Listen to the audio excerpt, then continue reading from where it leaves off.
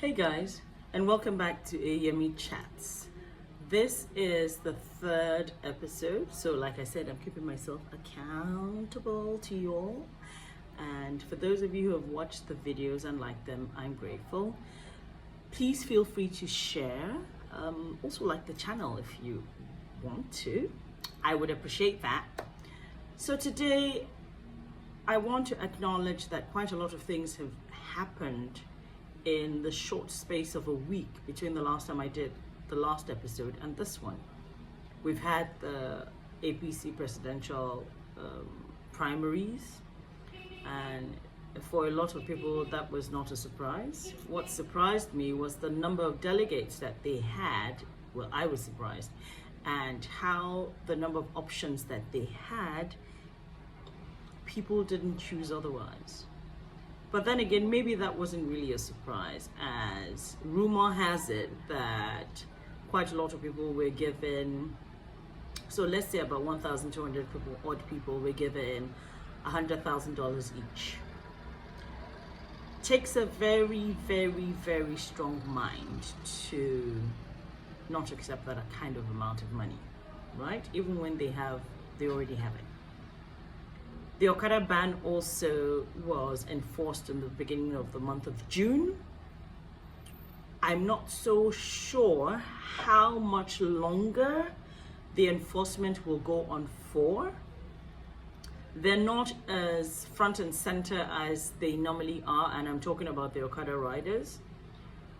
But to my mind, it doesn't address the issue of insecurity. Because it's not only the Okada riders that are, quote unquote, disturbing the peace and making people feel unsafe, or making people feel like there's no security, right? So does the ban address the issue? I don't think so. Because then we have all those bikes to dispose of. If we do dispose of them, we have all those riders to either relocate or find work for. I'm not sure that the state government is ready for that. So those are things to think about. It's not, the ban is good, but then what?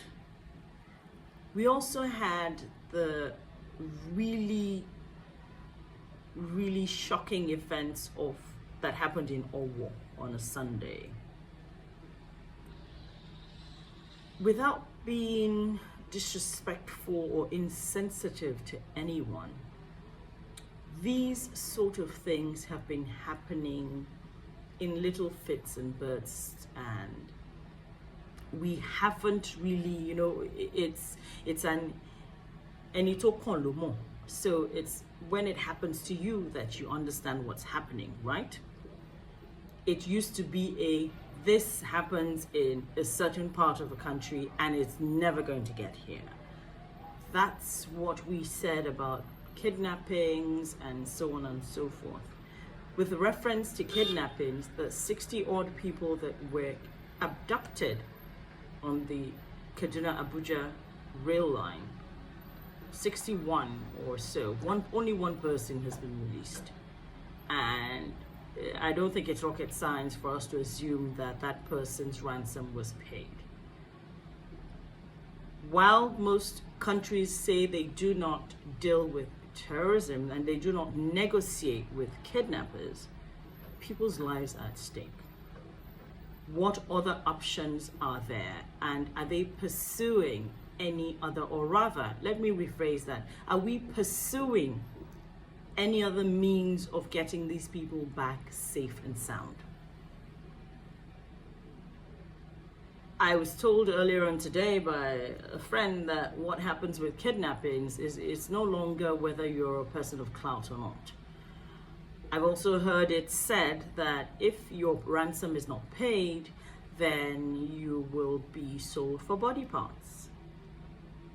So there's a lot to what's the word I'm looking for? There's a lot to be disenfranchised about. But that said, how do we make a change?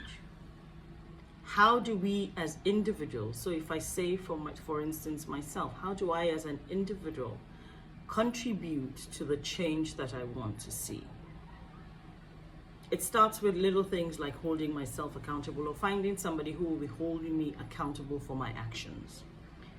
A person who is not afraid to speak to me when it seems like I'm veering off course, right? Who can't be bought over. A person who's willing to, in quote, risk our relationship to speak the truth to me, whether I like it or not. If I say that I have, for instance, joined a political party, and my aim of joining the political party is so that I get elected to a position where I can do good for the community that I am representing, and I do not get elected to that position, am I going to stay and correct or try and help to correct what exists or doesn't exist in the party that I'm part of? Or am I going to go off in a huff and a puff and join another party in the hopes that I would be elected? Am I really willing to work for the people? Because the stuff that we've talked about, that I've talked about today, right? Why is it that we cannot find the people who say they are in authority, right? Why is that there is no trail? The Owo killings, for instance. Somebody walks into a church and kills a number of people. There's no trace, there's no trail. How does somebody pick a community in not a major town and shatter their world, and a week or so later we have no leads? None. The ban with the Okada riders, right, to my mind is going to create a bit more chaos than order. Am I saying they shouldn't ban the Okada riders? No. But this is a two-way street, right? If I get on an Okada and the guy doesn't have a helmet, is wearing slippers that are half there and half not there, looks like he hasn't had a bath in a week, the Okada doesn't have a handlebar, it doesn't have, the thing that we know that all Okadas have for sure is horns, right? No lights.